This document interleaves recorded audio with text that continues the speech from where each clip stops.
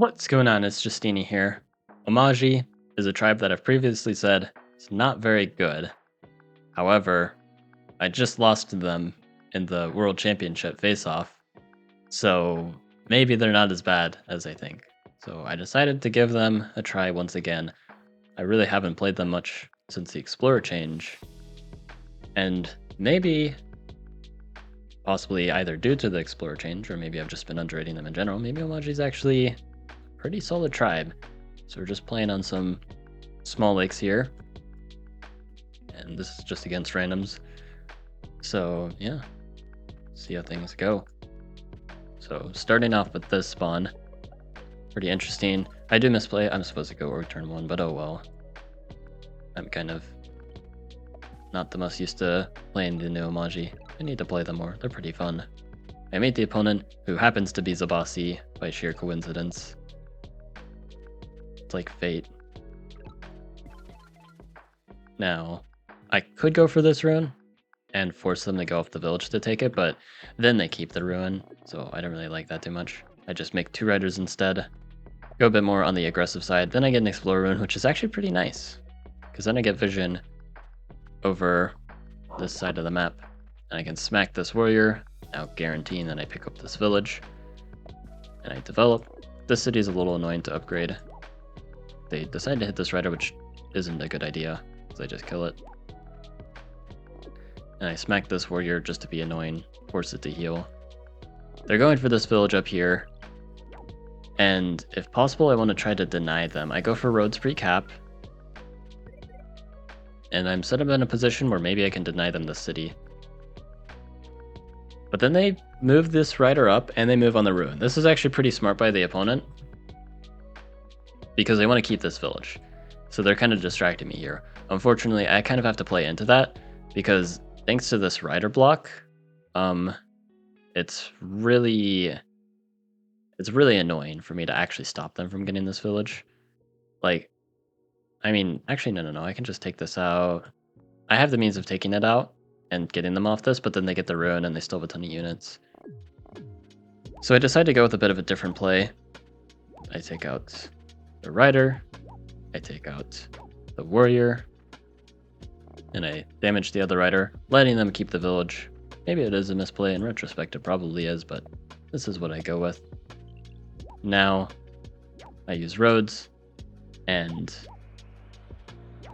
siege here. And I also damage this, kill this rider. And now this time I'm taking the rune for myself. So they got the village, but I get the rune in return. They take out both of these riders, but this is actually a mistake for them. Looks fine. Better to take out 2 riders than 1. But you'll see later that this comes back to bite them. I get a star rune, really nice. So that allows me to develop. I already had roads, I just couldn't afford to place them. But now I can get plenty of units as well. I take out that warrior, make a rider. And the opponent decides to greed a little bit, likely saving up for roads. And we're just kind of trading off units. I get Gate of Power though. I got a really nice plan for Gate of Power. You're not going to be able to see it yet. But now they go in, they siege here. Pretty annoying. But then they leave the city open for a veteran siege, and I take this warrior out. Okay, 1 veteran siege is bad, but a second veteran too, blocking the way for this 3rd siege. With the 3rd veteran, triple veteran siege. One of those riders, that 9 HP rider on this tower they didn't kill earlier, that rider was at 2 out of 3 kills, but now I've got 3 riders at 3 out of 3 kills. I block here as well. You know, or I guess I can Explorer up here as well. They do actually have warrior up here, as you'll see in a bit. But I'm taking the city from them, just straight up. It's mine. They can unsiege there with the vet sword. They have no chance of breaking through here. A 3rd veteran was kind of overkill, but it's funny. And what's even funnier is I actually have a 4th veteran lined up. I was about to signing like crazy. It was so funny. Which, yeah, Oumaji can kind of do this, but Yeah, this was a really funny game. But I'll go ahead and show you guys one more. So we'll cut to that. Alright, so this one, the opponent wasn't like really good, but I did want to kind of show how good explorers now are for Oumaji. So this time I turned one org. I did it at the end of turn one, so it wasn't actually very useful. Oopsie daisies. And I know my second suburb, by the way, is over here, but I just don't care. Like, it's probably here, but I want to go towards the middle of the map where the land is, where the conflict is. I meet the opponent, and I grab this lighthouse. Step on the ruin. That ruin is mine. Oumaji's really good at just being able to steal ruins really quickly, like this, and just like villages and other stuff. And I get an explorer ruin, which is like really good here. It barely gets me the lighthouse. And yeah, you guys might already know where this is going. I already have 2 lighthouses on turn 4.